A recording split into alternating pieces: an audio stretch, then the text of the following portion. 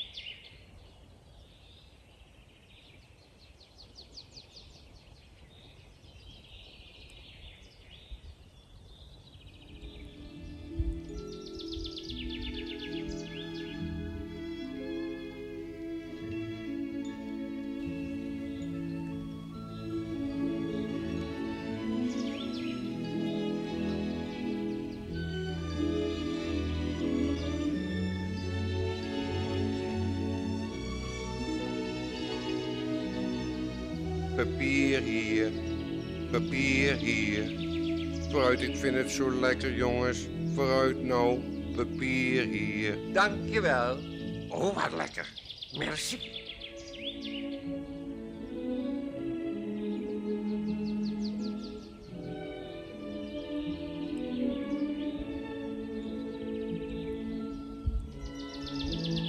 Heel lang geleden woonde in een ver land een beeldschone prinses. Ze was zo mooi en lief dat vele prinsen haar handwerk konden vragen. Maar haar stiefmoeder was een boze koningin, die erg gierig was en steeds maar rijker wilde worden. Daarom moest iedere prins, voor zij de toestemming tot een huwelijk wilde geven, eerst iets heel moeilijks doen. En als hij dat niet kon, dan hakte de beul zijn hoofd eraf. En dan nam de boze koningin al het land van de dode prins in haar bezit. Daar er al veel prinsen waren geweest die met de prinses wilden trouwen, maar dat hele moeilijke iets niet konden volbrengen, was de boze koningin zeer rijk zou worden. Op zekere dag echter meldde zich weer een prins aan bij de koningin. En omdat hij veel slimmer was dan zijn voorgangers, had hij onderweg 6 dienaren gehuurd, die ieder over een zeer bijzondere eigenschap beschikte. De eerste, Puttor geheten, had zulke grote oren dat hij alles kon horen wat er op de wereld gebeurde. Springkuit, de tweede knecht, had zulke lange benen dat hij in een half uur van China tot hier kon lopen. De derde had zo'n grote buik dat je meer dan lange ladders nodig had om er overheen te kunnen kijken. Zijn naam was dan ook Heuvelbuik. De vierde, Kogeloog geheten, moest steeds geblinddoekt zijn, want zijn ogen waren zo sterk dat alles stuk sprong waarin hij keek. De vijfde was een wonderlijke kerel, die, hoe warmer het werd, hoe kouder hij zich voelde. Hij heette dan ook Koukleum. En de zesde, die kon zijn nek zo lang uittrekken dat hij alles kon zien wat er op de wereld gebeurde. Daarom was zijn naam Langnek. Wat was die valse koningin vriendelijk toen er weer een prins om de hand van de prinses kwam vragen. Natuurlijk, zei ze, natuurlijk mag jij met de prinses trouwen, maar dan moet je zorgen dat ze binnen een kwartier hier voor me staat. Nu, dat leek de prins niet zo heel moeilijk. Maar toen Langnek zijn hals eens flink had uitgerekt en Puttor zijn oor tegen de grond hield om te luisteren, bleek het dat de prinses helemaal aan het andere eind van het koninkrijk zat en huilde. De prins werd toen erg verdrietig, want hij dacht, ach, dat lukt me nooit om de prinses in een kwartier hierheen te halen. Maar hij had niet op Springkuit gerekend. Die zette de prins vlug op zijn rug, nam onder zijn ene arm Kogeloog en Koukleum en onder zijn andere arm Heuvelbuik en begon te rennen, zo hard dat Puttor hem na 3 tellen al niet meer zien kon. Na een paar minuten waren ze helemaal aan de andere kant van het land. Doch een groot water versperde hen de doortocht. Geen nood, Heuvelbuik dronk al het water op en weer ging het verder, tot ze aan een grote rots kwamen waar ze niet overheen konden. Maar hier kwam Kogeloog in actie. Hij trok de blinddoek weg van zijn ogen en pang, de hele rots sprong uit elkaar. Even later kwamen ze aan een geweldig vuur. Maar Koukleum behoefde maar even met zijn koude adem te blazen en al het vuur doofde onmiddellijk. De prins en Springkuit renden verder en ja hoor, daar vonden ze het prinsesje. Ze zat onder een dikke boom op het mos en haar gezichtje was nog nat van tranen. Doch dat veranderde gauw toen ze begreep dat de prins haar kwam verlossen. Nu vlug terug, Springkuit, zei de prins, want de tijd is kort. Ha, daar kan ik eindelijk eens flink doorlopen, riep Springkuit. Hij nam de prins en het prinsesje op zijn rug en begon te rennen zoals hij nog nooit gerend had. Onderweg namen ze Koukleum, Kogeloog en Heuvelbuik mee terug en toen waren ze in een oogwenk weer bij het paleis. Daar stonden Puttor en Langnek al te wachten met het paard van de prins aan de teugel. Wat was die valse koningin boos toen ze zag dat de prins binnen een kwartier met de prinses terug was. Ja, maar ze moest het wel goed vinden dat ze gingen trouwen. De prins nam de prinses dan ook voor zich op zijn paard en toen reden ze naar zijn land. Nou, jullie kunnen begrijpen wat een bruiloft daar gevierd werd. En ja, ze leefden dan ook nog lang en gelukkig samen. Waar de knechten Heuvelbuik, Puttor, Koukleum en Springkuit nadien heen gingen, niemand weet het meer. Maar Langnek, vergezeld van Kogeloog, ja, die vertrokken naar de Efteling. Want, zo zei hij, daar kom ik nooit en nooit uitgekeken. En zo komt het dat Langnek nog steeds hier zit.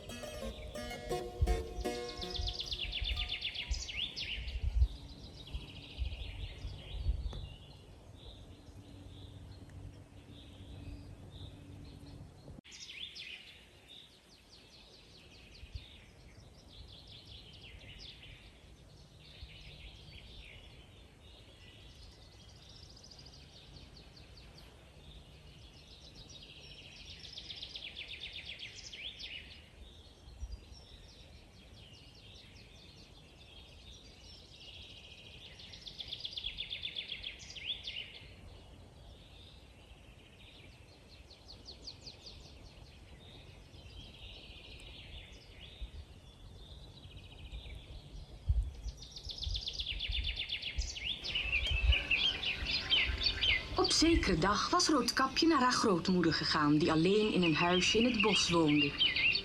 Onderweg had ze bloempjes geplukt, terwijl ze zong: zeg Roodkapje, waar ga je heen? Zo alleen, zo alleen. Zeg Roodkapje, waar ga je heen? Zo alleen. Ik ga naar grootmoeder bloempjes brengen uit het bos, uit het bos. Ik ga naar grootmoeder bloempjes brengen uit het bos. Toen ze aanbelde, begon Krakeeltje, de tamme kraai, zenuwachtig te kraaien. Het was alsof hij Roodkapje voor iets wilde waarschuwen. Ja, daar was wel reden voor, want de grote boze wolf was grootmoeders huisje binnengekomen en had er met huid en haar opgegeten. Hij had grootmoeders nachthemd aangetrokken, haar muts opgezet en was toen in bed gaan liggen. Hij hoopte dat Roodkapje niet zou merken als ze binnenkwam. Dan kon hij haar ook plotseling overvallen en opeten. Kijk maar eens naar binnen door de ramen. Daar ligt de boze wolf in grootmoeders bed. En kijk eens hoe hij likken baart in de hoop dat Roodkapje zo dadelijk binnen zal komen. Jullie weten allemaal hoe het sprookje verder gaat. Roodkapje en grootmoeder zijn gelukkig door de jager gered. En ze leefden nog lang en gelukkig.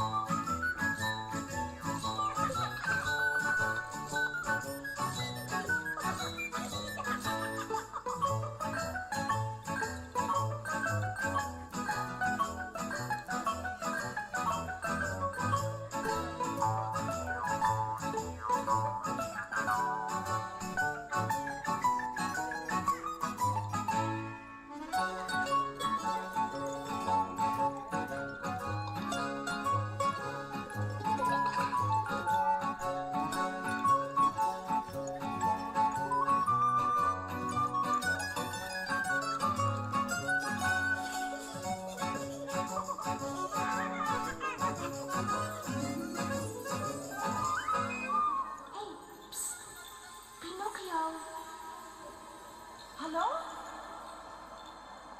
Pinocchio?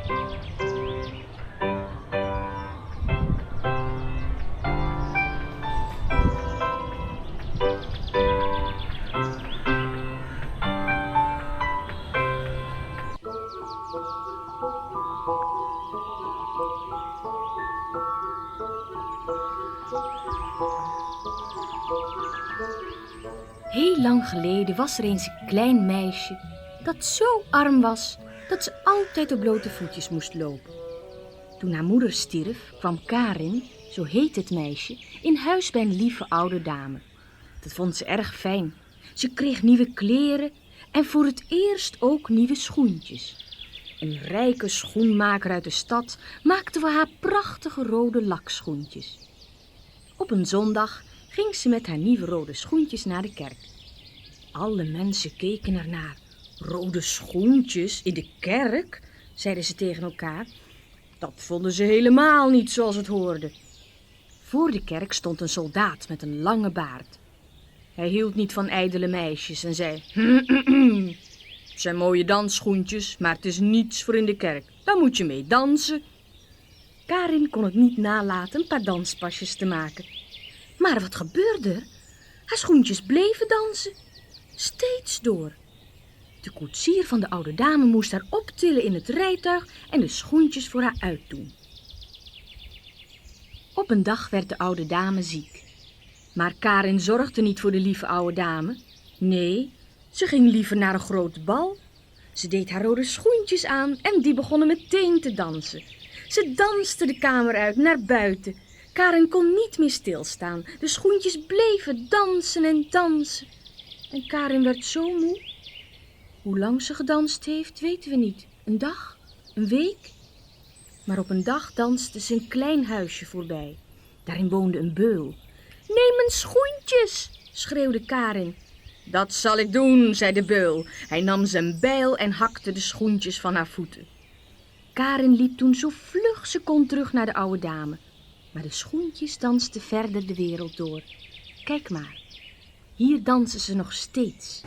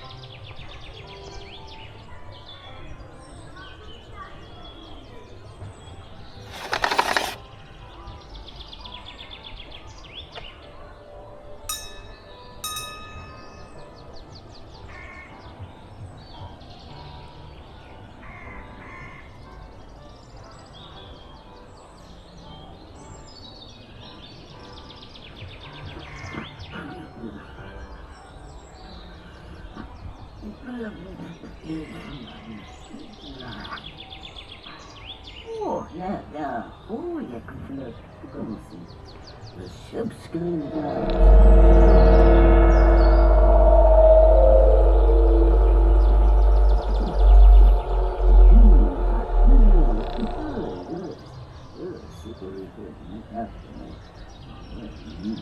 ja, dat is leuk. Dat is leuk.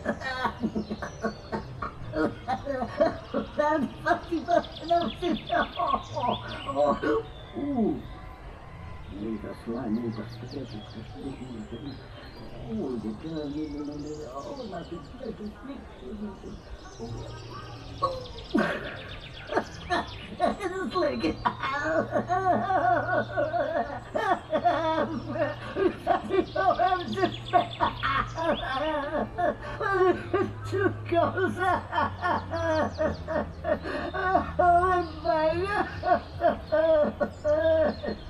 Is die hoog anders?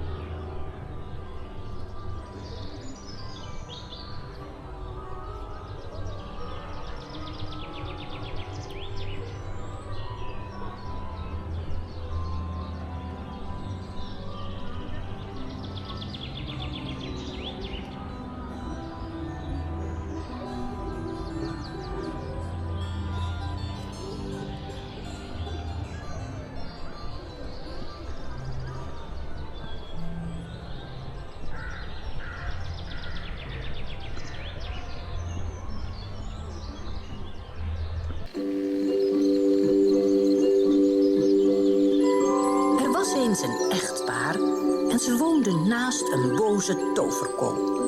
Toen de vrouw zwanger raakte, kreeg ze een onbedwingbare zin in Rapunzel. Rapunzel is een soort veldsla en die groeide in de tuin van de toverkool. Je mag zoveel Rapunzel eten als je wil, zei de toverkool.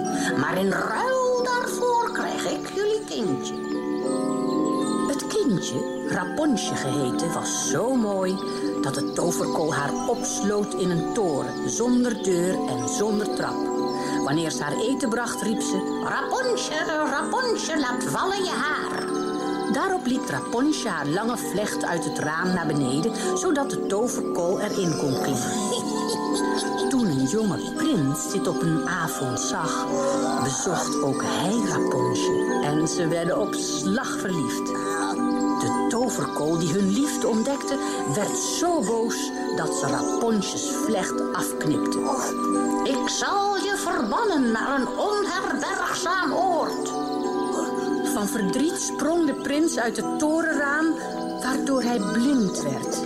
En hoe liep dat nou af?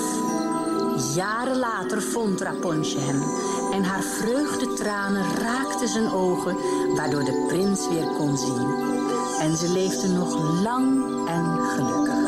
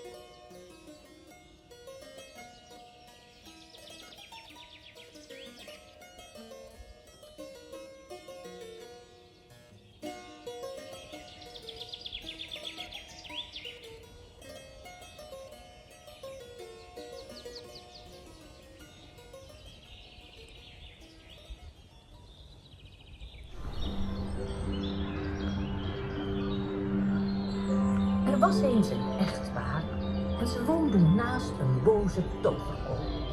Toen de vrouw zwanger raakte, kreeg ze een onbedwingbare zin van Rapunzel. Rapunzel is een voorspelplaats. In de vorm van een grote zon.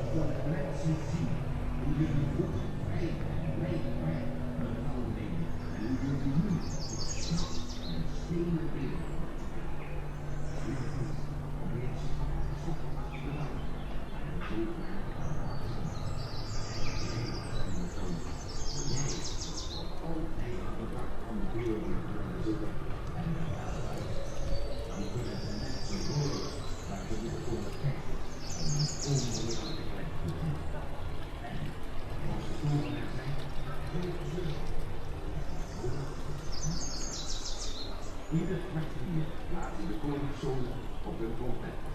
En ieder kwartier is slimme toon de wacht. Maar hij is niet doodvol dat hij van de keer is één. Ooit de vogels met zijn vast verliefd en ze allen weer leven brengen.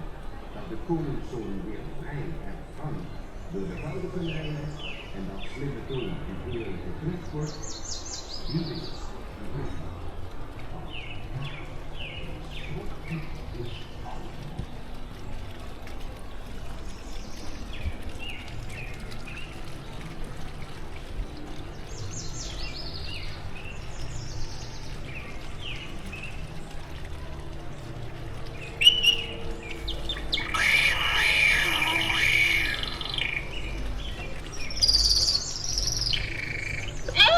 Knabbelkneusje, wie knabbelt aan mijn neusje?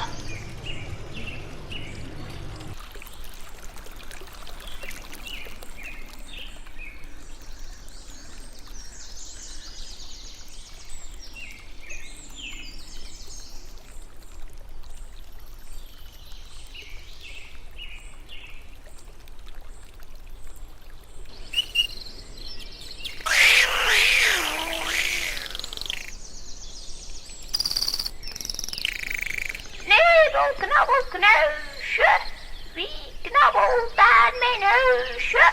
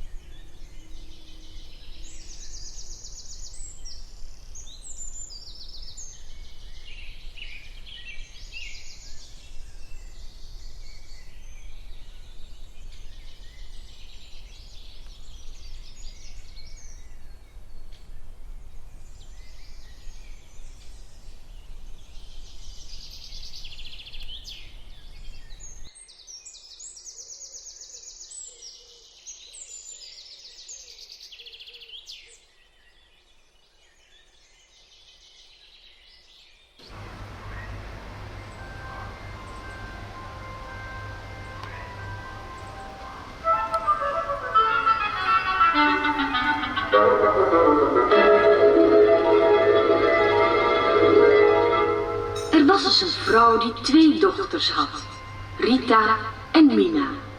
Rita was erg lief, maar Mina was vreselijk lui en dom. Toch hield de moeder meer van Mina, de luie dochter. En daarom moest Rita altijd het vervelende werk doen. Op een dag liet Rita bij het spinnen haar spoel in de put vallen. En ze durfde zonder spoel niet naar huis. Wanhopig sprong ze in het water van de put. Ze zonk naar beneden en kwam terecht in een hele andere wereld. Wat hoorde ze daar? Ze hoorde roepen: "Haal ons eruit, we zijn gaar." Rita liep vlug naar de kant waar de stemmen vandaan kwamen. Kijk, daar lagen in een oven dampende broden. Rita haalde ze er vlug uit en toen ze omkeek, stond er opeens achter haar een vrouwtje. "Jij bent een vlijtig meisje. Zou jij bij mij willen werken?" Dat wilde Rita wel. En vanaf dat ogenblik bleef Rita werken bij vrouw Holle. Ze boende en schropte en schudde de bedden zo hard dat het dan op aarde sneeuwde. Maar toch, na een tijdje kreeg ze heimwee. Ze wilde dolgraag naar de aarde terug. Ze nam afscheid van vrouw Holle en toen ze haar huisje verliet, werd ze als beloning helemaal met goud overgoten. Zo kwam Rita thuis. Maar toen haar zusje dat zag, werd ze verschrikkelijk jaloers. En weet je wat die luie Mina deed? Ze sprong ook in de put. Beneden aangekomen hoorde ze ook roepen: pluk ons, we zijn rijp. Dat waren glanzende appels aan een boom. Maar Mina was lui en plukte ze niet. Maar ze ging wel werken bij vrouw Holle. Nou ja, werken. Eigenlijk voerde ze niets uit. Vrouw Holle werd dan ook verschrikkelijk kwaad. En toen Mina afscheid nam, kreeg ze in plaats van goud pek over zich heen gegoten. Pikzwart kwam ze terug op aarde. Niemand herkende haar meer. En de haan kraaide: kikeriki, kikerikier, de zwarte Mina is weer hier.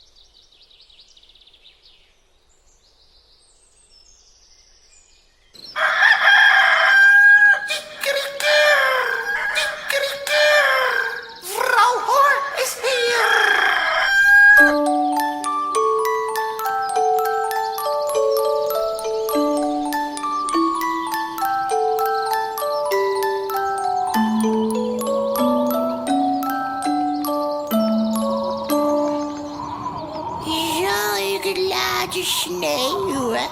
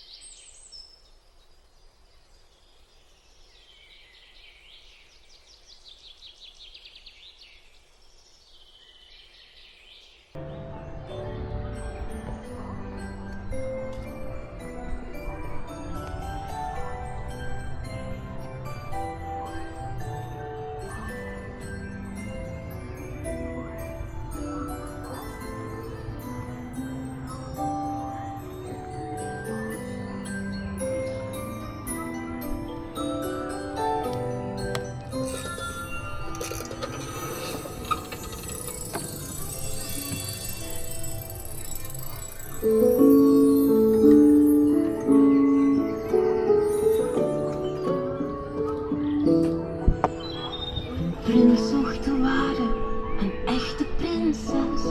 Bereisde de wereld, maar leerde zijn les.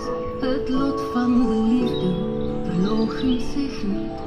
Bedroefd ging hij huiswaarts, zijn hart vol verdriet. Een storm sloeg de gevels, het paleis voelde kil. De prins was wanhopig, zo eenzaam en stil. Plots hoorde hij, op de poort werd geboren. bos, daar trof hij een meisje, doorweekt en verstrooid. Gegrepen door liefde, verloor hij de moed. Was deze loge wel van koninklijk bloed? Een uit werd verstopt onder 20 matrassen. Zou zij dit 's nachts merken, zou zij hem verrassen. De volgende ochtend zei de prinses: mijn hemel, wat lag er toch in mijn bed? Ik heb geen oog dicht gedaan. Ik heb op iets vreselijk hards gelegen. En de prins dacht: zoals je bent, is hoe ik je zie. Geen mantel of kroon, geen symfonie. Het is je zachte blik, je oprechte stem. Jouw goedheid van binnen maakt jou wie je bent.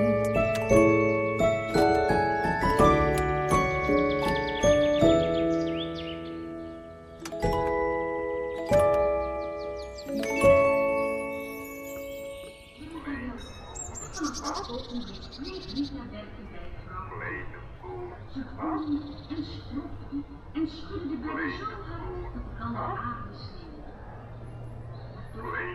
Dan deed je als hemel. Ze wilde dolgraag naar ze nam afscheid met haar. Kleine boodschap. Kleine boodschap.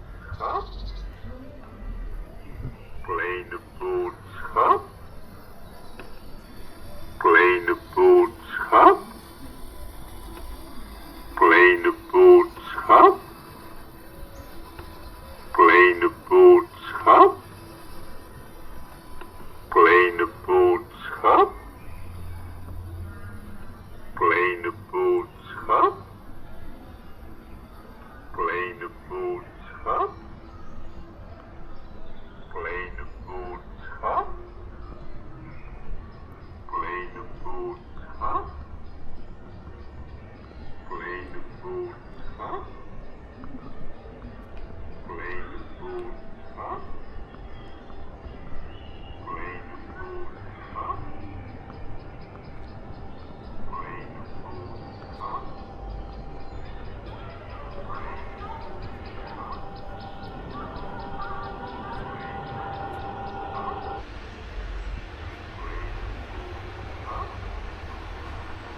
Ezeltje, strakje.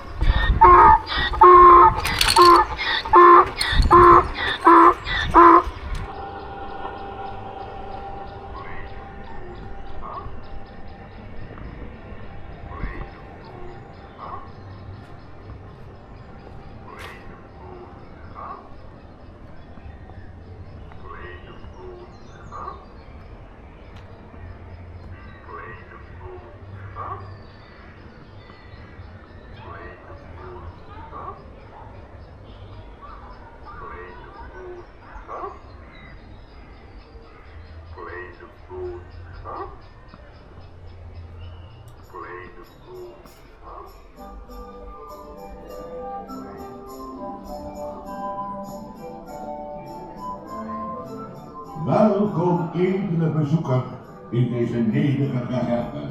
En rust wat, zodat ik u kan verhalen over de wonderlijke dingen die hier eens gebeuren. Lang, heel lang geleden woonde in deze herberg een gemene waard. Bij hem kwamen 3 zonen van een arme kleermaker. Deze had als beloning van hun leermeester een wonderezel. Ezeltje, strekje. Een tovertafeltje en een magische knuppel gekregen. De tweede zoon kwam in deze herberg waar de sluwe waard al eerder de wonderezel van zijn oudere broer had gestolen. Het vuur onder de pot is al gedoofd, gromde de waard. Nou, ik zorg wel voor mijn eigen maal. Tweede zoon, de waard die dit zeer verdacht vond, verliet de gelagkamer en legde zijn oor te luisteren tegen de deur. Wat was het ook alweer? Tafeltje, dekje, tafel, dekje, tafeltje, dekje.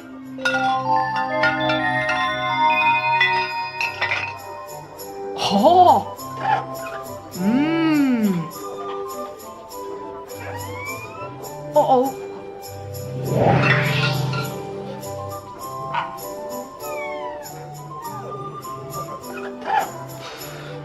Edele bezoeker, nadat de waard dit alles gehoord en gezien had, verruilde hij het tovertafeltje voor een gewoon tafeltje. Toen de jongste zoon hoorde van de diefstallen, ging ook hij naar de herberg om de waard een lesje te leren. En riep: Knuppeltje, uit de zak. Lang de waard net zo lang totdat hij de wonderezel en het tovertafeltje had teruggegeven. Daarna was er een groot feest en ze leefden nog lang en gelukkig. Excuseer mij, edele gast. Ik zie, u gaat de reis voortzetten. Goede reis en tot een volgende maal in herberg Deerstelling.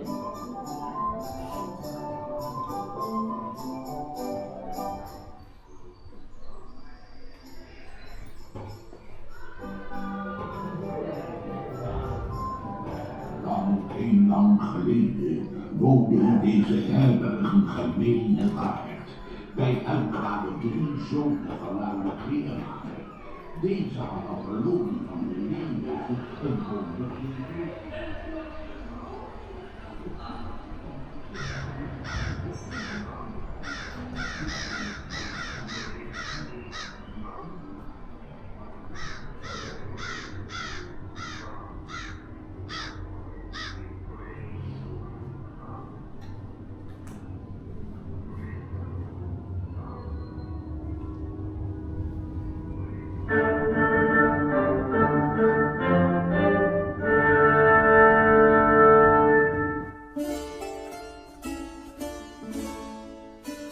Was eens een beeldschone prinses met een bijzondere naam, Sneeuwwitje. Haar moeder, de koningin, had haar die naam bij haar geboorte gegeven omdat haar huid zo wit als sneeuw was en haar haar zo zwart als ebbenhout. Kort daarna stierf de koningin. Op een dag hertrouwde de koning met een mooie vrouw van wie nog nooit iemand eerder had gehoord. Niemand wist dat deze mooie, maar valse koningin eigenlijk een lelijke heks was, die heel erg jaloers was op de schoonheid van Sneeuwwitje.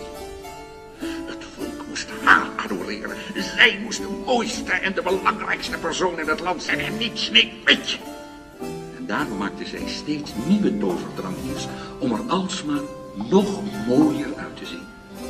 En zo kwam het dat ze elke dag voor haar toverspiegel stond en vroeg: spiegeltje, spiegeltje aan de wand, wie is de mooiste van het hele land? En steeds antwoordde de spiegel: Majesteit, zo mooi als u is er geen. Edele vrouwen, u bent het mooist van iedereen. Maar Sneeuwwitje groeide op en werd met de dag mooier.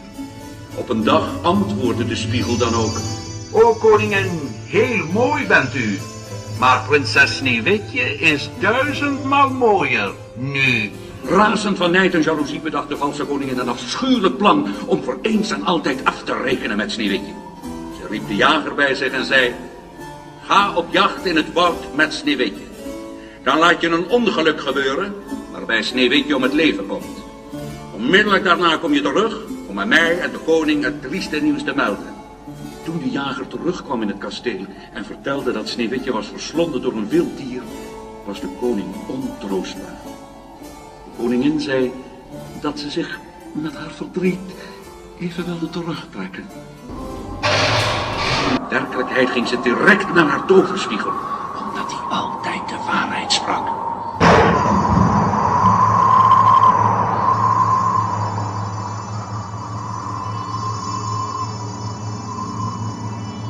Spiegeltje, spiegeltje aan de wand.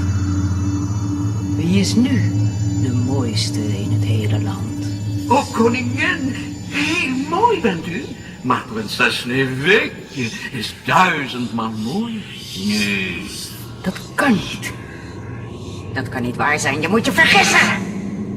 Ah, Sneeuwwitje is dood! Ze is dood! Het kan niet waar zijn. Wraak! Wraak!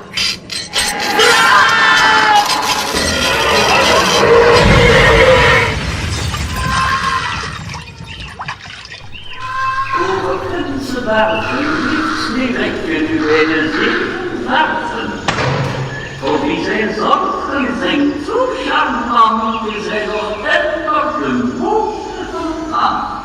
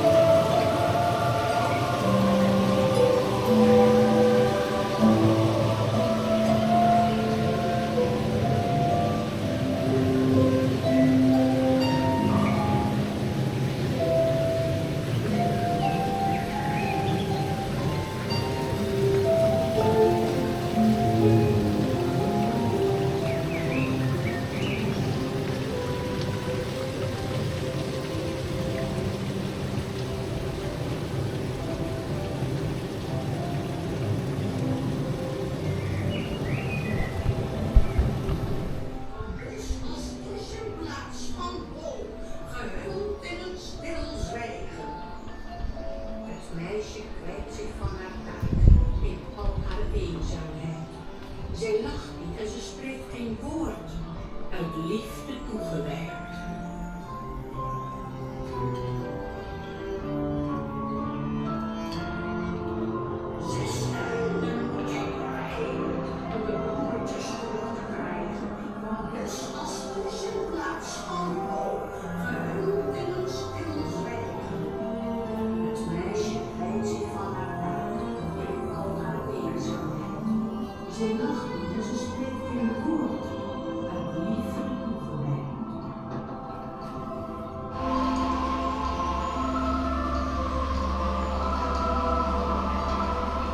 Een koning had 6 zonen en een lieve dochter klein.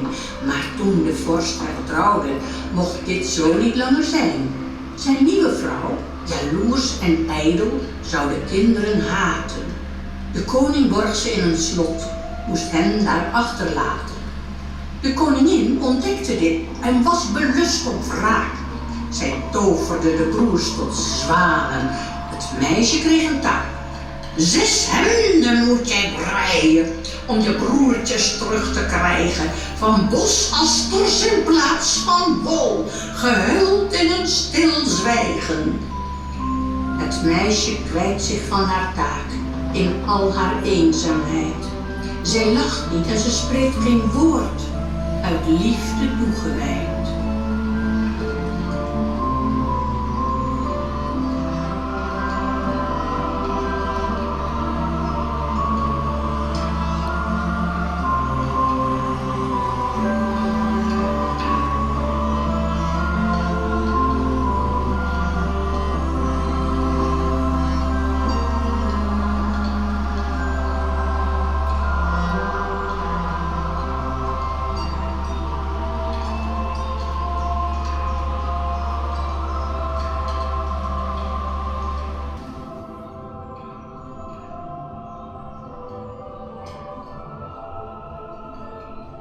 Een koning had 6 zonen en een lieve dochter klein.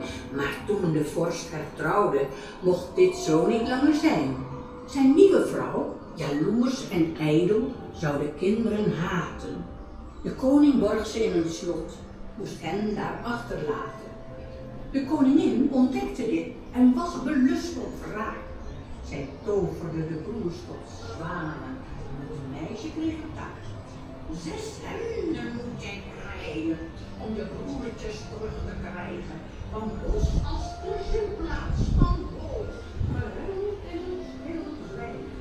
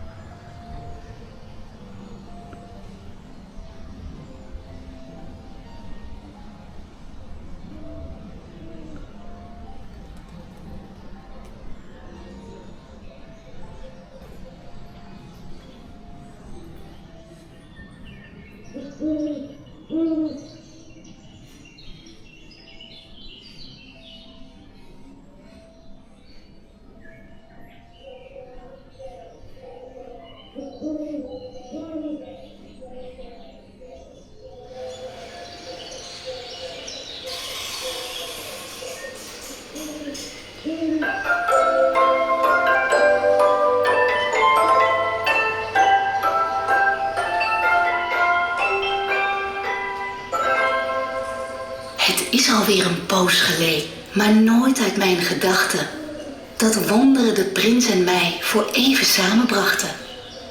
De prins had voor zijn bal genodigd alle meisjes uit het land, zo vurig hopend op de ware, die hij vragen kon, haar hand. Mijn stiefzusters, gevoed door hebzucht, waren er als eerste bij. En ik, de huisloof, mocht niet mee, moest poetsen, want dat paste mij. Zijn mijn schoenen al gepoetst? Nee, de mijne. De mijne. Schiet op, Ga naar boven. Toen zij reeds naar het bal toe waren, huilde ik bitter op moeders graf.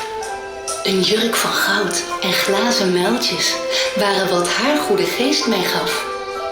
Haar stem zo hemels sprak, ga snel, maar bij het schijnsel van de maan, voor klokslag 12 moet je vluchten, is het feest voor jou gedaan. Ik bezocht het bal gelijk een dame, hij vroeg mij ten dans, de prins. Wij werden daar op slag verliefd, verlegen, blozend enigszins. Toen plotsklaps, de klok sloeg 12, de betovering haast voorbij. Ik vluchtte weg van het bal, naar buiten, snel naar huis. Dag, prins van mij. Al op mijn vlucht verloor ik daar mijn glazen muiltje bij het kasteel. De prins, hij vond het op het bordes, dit magisch, wonderschoon juweel. Door stad en land ging hij op zoek naar mij, het meisje van zijn dromen. Slechts mij behoort het muiltje toe, mijn tijd is nu gekomen.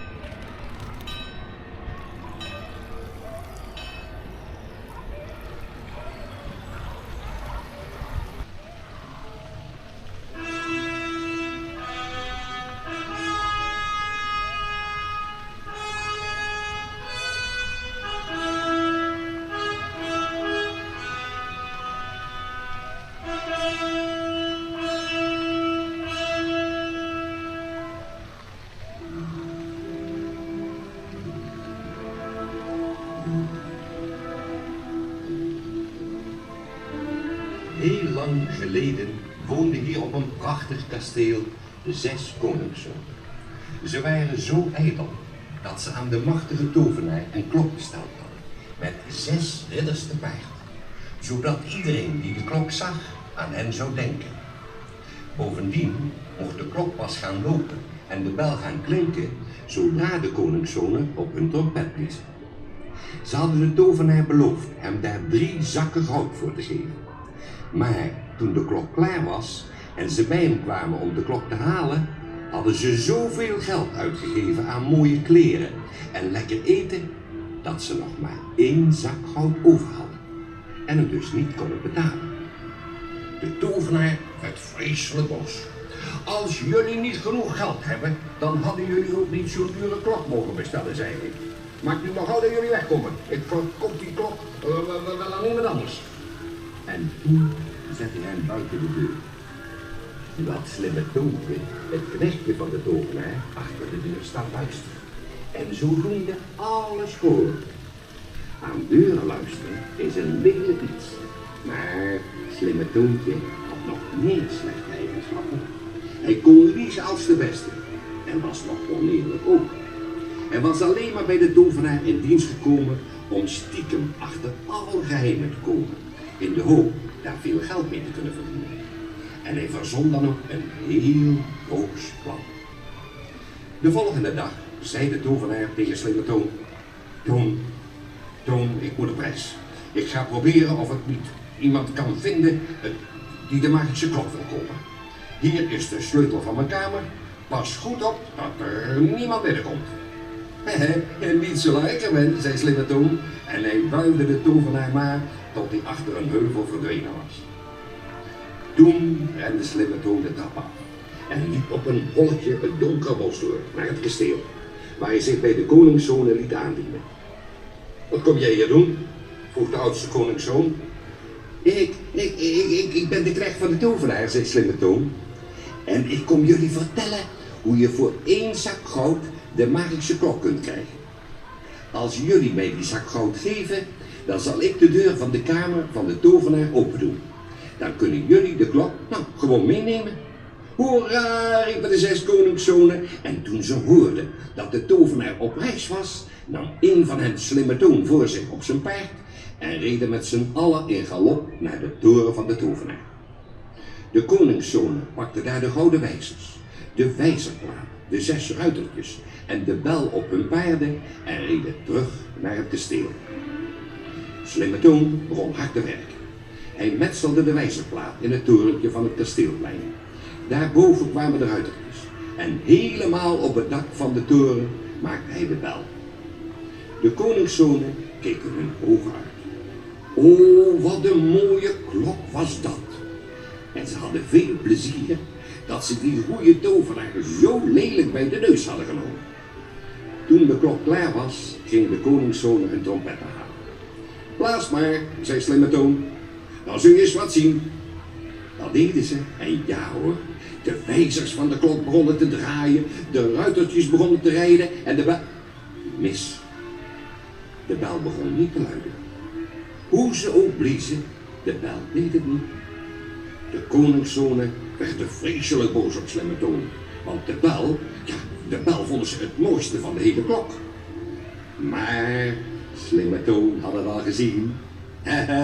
We zijn de klepel vergeten, zei hij. Die ligt zeker nog in de kamer van de tovenaar. Ik zal hem wel even halen. De 6 koningszonen stonden al vol ongeduld te wachten en ze hielpen slimme Toon om op het torentje te klimmen. Daar hing de klepel in de bel en toen riep hij naar beneden: blaas weer naar huis, nu zal het wel beter gaan. De 6 koningszonen hieven hun trompetten naar hun mond en bliezen. De ruitertjes begonnen te rijden en de bel begon te luiden. Maar wie kwam daar door de poort?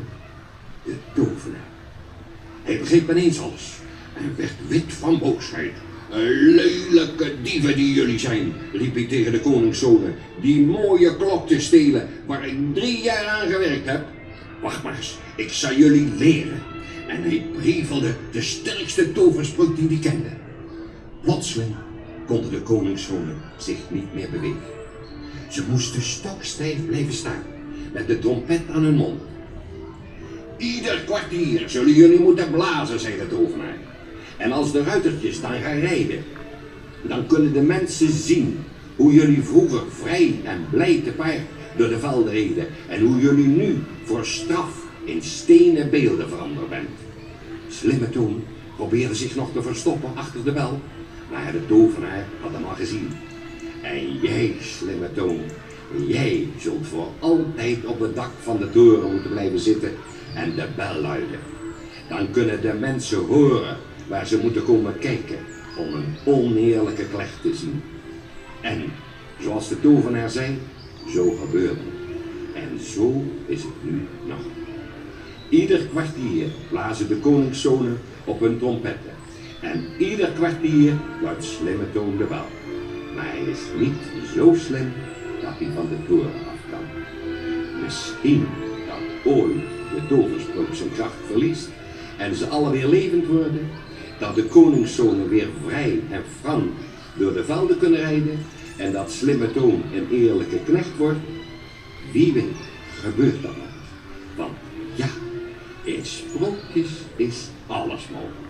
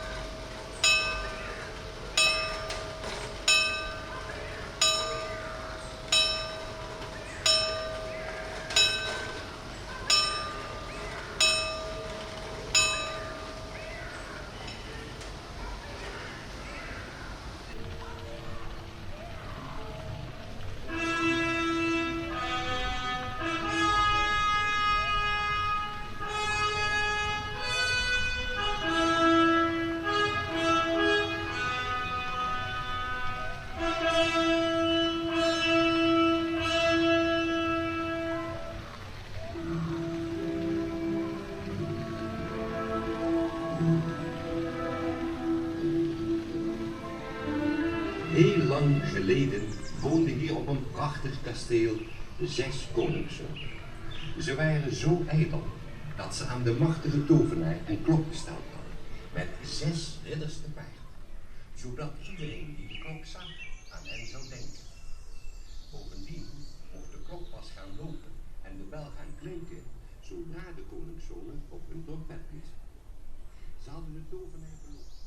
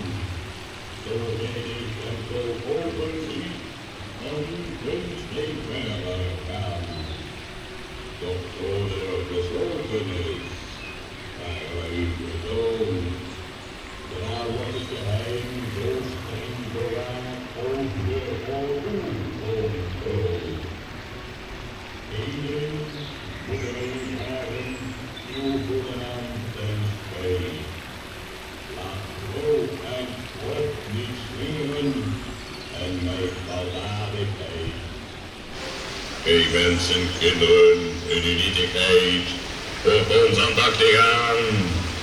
Zo gij deze stempel open ziet, dan kunt gij verder gaan. Doch zo de deur gesloten is, vragen wij u geduld. Daar wordt het geheim zo streng bewaakt, ook weer voor u onthuld. Eén ding moeten wij u vragen, uw goede naam en spijt. Laat hoog en schok niet schreeuwen, en mij verlaten. Ik wens het kinderen de liefheid, op ons aan, zo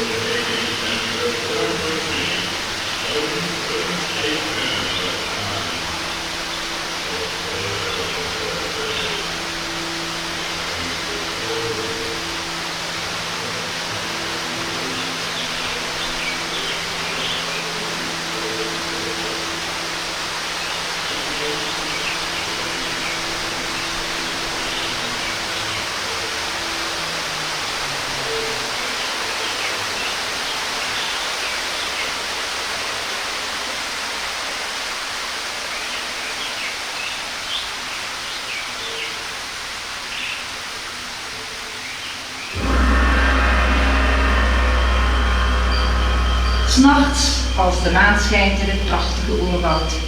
Let dan vooral op deze mooie waterlelies. Vroeger waren deze bloemen sterren, die samen met de maan en de andere sterren 's nachts dansten op het water. Op zekere morgen luisterden er enkele sterren niet, toen de maangodin hen riep om mee terug naar de hemel te gaan. Ze dansten en dansten, tot een heks verscheen en hen voor straf veranderde in waterlelies. En alleen in maanlichte nachten komt de heks terug. En dan gebeurt het.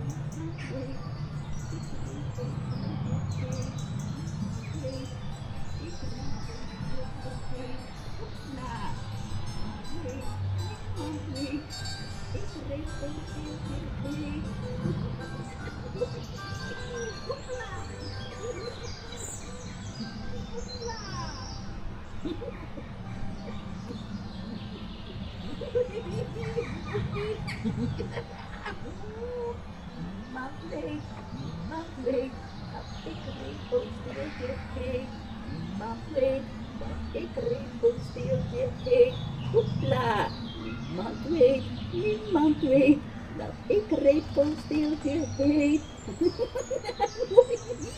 Hoepla! Hoepla!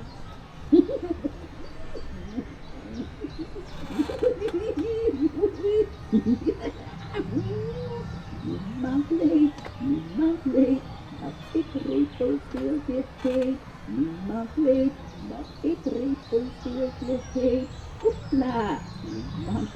Niemand weet dat ik repelsteeltje heet.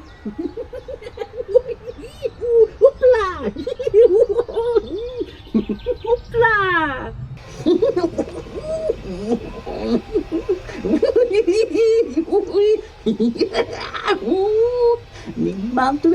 Niemand weet dat ik repelsteeltje heet. Niemand weet dat ik repelsteeltje heet. Hoepla! Niemand weet dat ik repelsteeltje heet. Hoepla! Hoepla!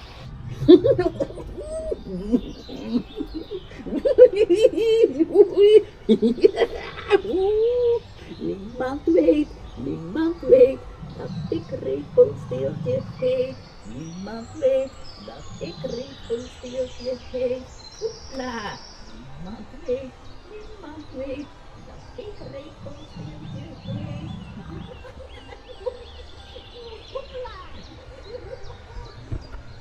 Hoepla! Niemand weet dat ik repelsteeltje heet. Hoepla! Niemand weet.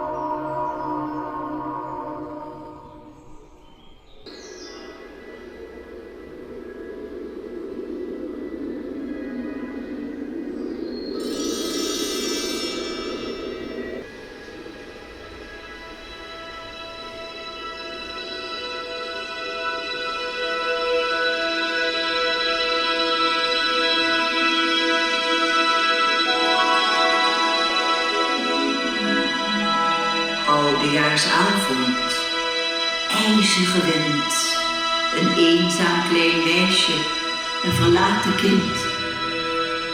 Een leven in armoede, geen liefde beschoren, steenkoude voetjes, haar sloffen verloren. De een werd gestolen, een onverlaat, de ander onvindbaar in de donkere straat. Zwavelstokjes die niemand wou kopen, angst voor thuis, om straf te ontlopen. Achter de vensters huist welvaart en vrede. Enkel wat warmte is haar eenvoudige bede. Mag één enkel stokje aan de bundel ontbreken? Eén enkel stokje, zal ze het durven ontsteken? Een kachel ligt op in stralende gloed. Is het een wonder? Ziet ze het goed? Het droombeeld vervaagt, verdwijnt met de wind. Wonderen bestaan, maar niet voor dit kind. Een tweede stokje, het vlamt op in haar hand. Een feestmaal verschijnt wanneer het ontbrandt. Een ganse gebraad, hoe kan die gans leven? Een droom die vervliegt, het duurt maar heel even. Een derde vlam tovert de glansvolle pracht van een twinkelende kerstboom die verdwijnt in de nacht. Kerstboomlichtjes die als sterren verstrooien, ze stijgen op om de hemel te tooien. Eén ster in het zwerk raast aan de andere voorbij. In herinnering komt wat grootmoeder zei. Een vallende ster, een ziel gaat op reis naar hemelse vrede, naar Gods paradijs.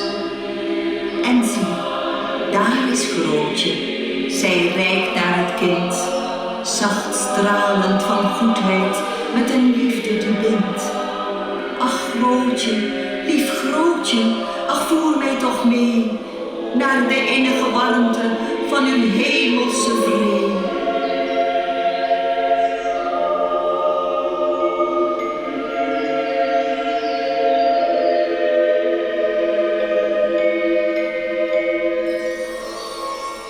En zie, in grootmoeders armen ontvliet zij deze aard, voor eeuwig voor zorgen en rampspoed gespaard. In de sneeuw blijft dit meisje, in kou overleden, haar mond in een glimlach van vrede. Het is de kracht van de liefde die altijd wint. Het geluk is voor een ieder. En ook voor dit kind.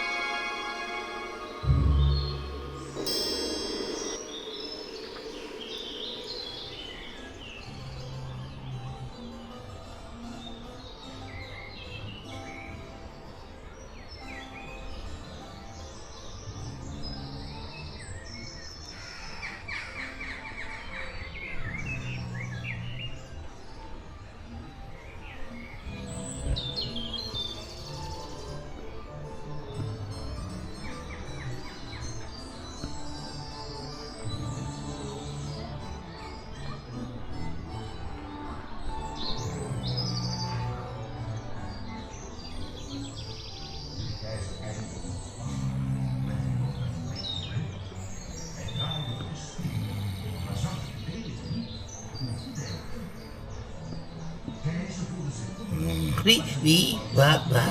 Oh. Uw naam ligt op het puntje van mijn tong. Maar nee, ik kan er niet op komen.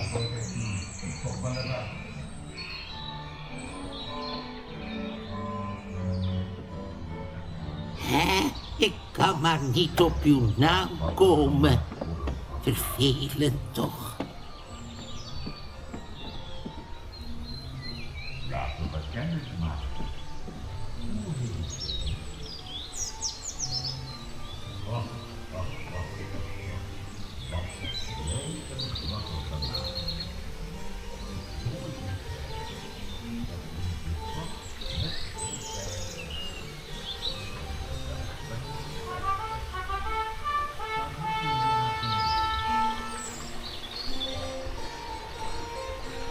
Er was eens een ijdele keizer, die niets liever deed dan flaneren.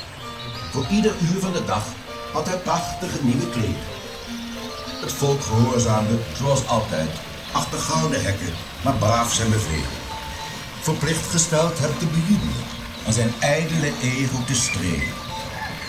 Veel onderdanen waren verbogen. Zoveel ijdelheid was echt ongehoord. Ze bedachten daarom een list en verschenen bij het paleis aan de poort. Ze knielden voor de keizer, kusten zijn voeten en maakten hem wijs. Wij zijn keizerlijke kleermakers en reizen van paleis naar paleis. Speciaal voor u weven wij een gewaad, zo kleurrijk en zo speciaal. Een stof onzichtbaar voor de dommen. Is dat niet fenomenaal? De keizer beval hen die stof te weven, verwerkbaar tot nieuwe kledij. Als naaiatelier werd het theehuis gewezen. Met muntgoud betaald werden zij. De kleermakers gingen aan het werk. Dit was niet zomaar iets. Ze knipten, weefden en naaiden het allermooiste. Niets. De keizer kon niet langer wachten. De minuten voelden als uren. Daarom stuurde hij zijn eerste minister om stiekem bij de kleermakers te gaan voeren. De minister werd bleek. Hij zag de kleermakers druk knippen, weven en vouwen. Maar hun handen waren leeg. Moest hij zichzelf nu als dom beschouwen? De minister, hevig geschrokken, bedacht daarom snel een tactiek. Met veel enthousiasme vertelde hij de keizer: het wordt werkelijk magnifiek. Verheugd door het goede bericht en voorafgegaan door zijn keizerlijke stoet, toog de keizer daarop naar het theehuis, zijn nieuwe kleren tegemoet.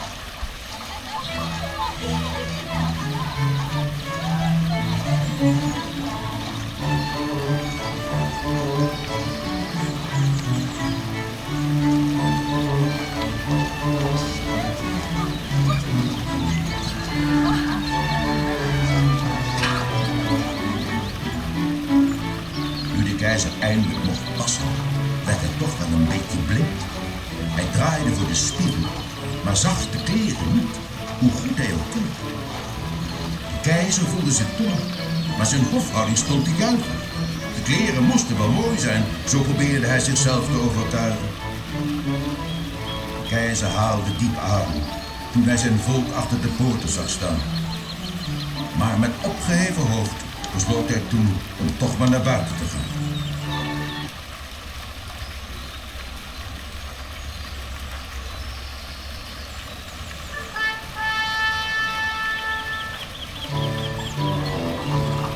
Maar hij heeft niets aan. Hij heeft helemaal niets aan, riep plots een kleine guit. Het was even stil. Maar toen lachte iedereen de keizer uit. Met schaamrood op zijn wangen, maar met een zo waardig mogelijke tred, besefte de keizer dat hij lelijk uit zijn hemd was gezet.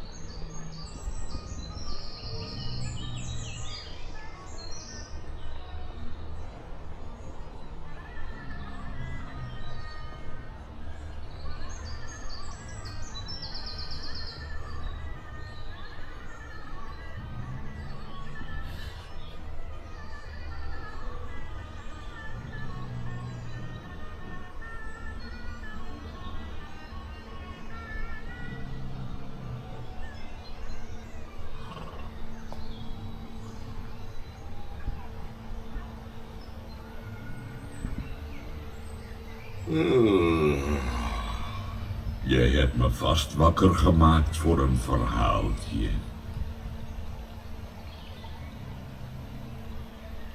Voor we verder gaan, vertel eerst eens, hoe heet jij? Laten we kennis maken. Hoe heet jij? Volgens mij heb ik jou hier al eens eerder gezien. Het zonnetje schijnt. Dat vind je vast net zo fijn als ik. Bij mezelf ben ik de tel kwijtgeraakt. Maar hoeveel jaar ben jij? Ik wil niet nieuwsgierig lijken, maar hoe oud ben jij? Zal ik je vertellen dat ik al honderden jaren oud ben? Je mag kiezen. Wil je een verhaal over draak of over Assepoester horen?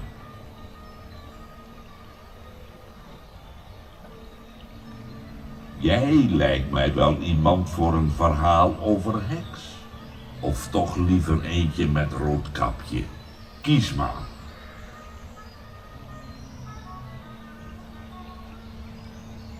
Jij bent een vrolijke struik. Ik zal jou eens wat vrolijks vertellen. We leven hier in het Sprookjesbos meestal lang en gelukkig. Maar er was eens een dag dat het anders was. Heks had een toverdrankje gebrouwen waarmee ze van stem kon veranderen. Wilde ze gaan zingen? Nee, ze wilde de stem van Roodkapje nadoen. Waarom? Heks verstopte zich achter een hoge struik. Daar riep ze om hulp met de stem van Roodkapje. Klein Duimpje hoorde haar al van ver. Hij dacht natuurlijk dat Roodkapje in gevaar verkeerde en snelde toe. Ja, Klein Duimpje doet alles voor Roodkapje. Hij sprong achter de struik waar Heks zat. Heks greep hem meteen beet. Nee toch? Ja, Heks had hem te pakken. Klein Duimpje spartelde heel hard tegen, maar Heks liet hem niet los. Ze vertelde hem dat ze hem eerst ging vetmesten en dan in de ketel ging stoppen. Oh, nee toch? Toen sprong Wolf plotseling tevoorschijn, want ook hij dacht dat Roodkapje achter de struik zat. Hij sprong bovenop Heks. Heks schrok en liet Klein Duimpje los. Die zag zijn kans en vluchtte weg. Heks was woedend. Ze vroeg waarom hij dat gedaan had. Wolf zei dat hij Roodkapje om hulp had horen roepen. Wat goed, maar dat was Heks geweest natuurlijk. Inderdaad. Oh, wat was ze boos dat Klein Duimpje ontsnapt was. Het duurde nog dagen eer het stemdrankje uitgewerkt was. Ze bleef dus dagen met de stem van Roodkapje praten. Wolf heeft haar elke dag een paar keer te pakken gehad, denkend dat het Roodkapje was.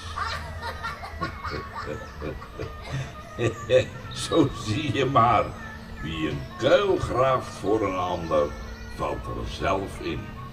Zo heeft Langnek ooit. Maar dat, lieve kinderen, dat is weer een ander verhaal.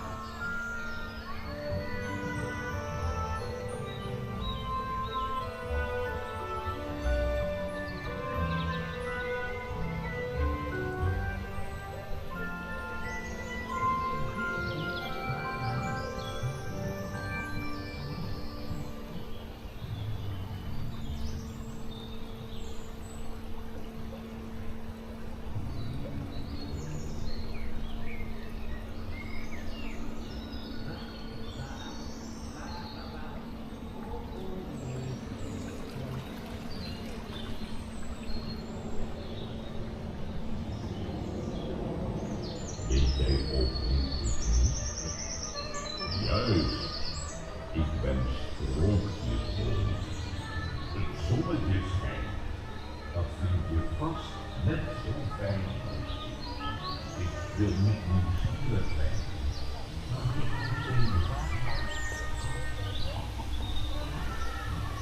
Zal ik je vertellen dat ik al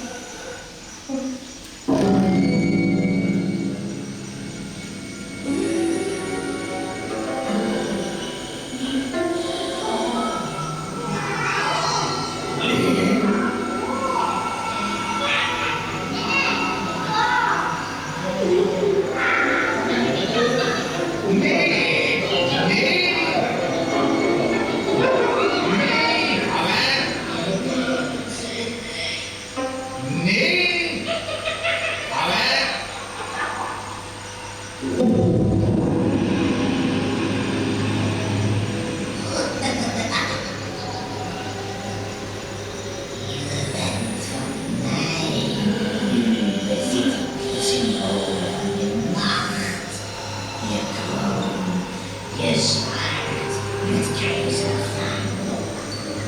Ik zal je grootste bezit ontnemen, je